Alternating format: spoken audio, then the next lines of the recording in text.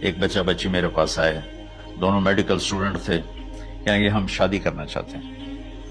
تو بچی نے کہا جی میرے والدین ناراض ہیں، وہ نہیں اس رشتے پر راضی نہیں ہیں۔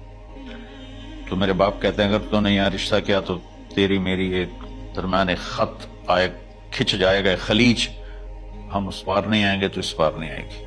میں نے کہا بیٹی، جس ماں نے تجھے 9 مہینے پیٹ میں پالا، 2 سال تجھے دودھ پلایا، تیری پوٹیاں پیشاب صاف کیا، تجھے پیمپر باندھے، تجھے اٹھ کے راتوں کو اپنی چھاتی سے دودھ پلایا، کیا اب اس کا اتنا بھی حق نہیں کہ تم اس کی رائے کا احترام کرو؟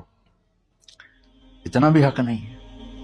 تو میں نے کہا بیٹا میری کوئی رائے نہیں ہے، تو اگر تیرے ماں باپ راضی ہیں تو بسم اللہ ضرور کر، اگر راضی نہیں ہے تو دیکھو موت تک تجھے ماں باپ کی دعا نہیں ملے گی، اور ماں باپ کی دعا نہ ملی تو کچھ بھی نہیں ملے گی۔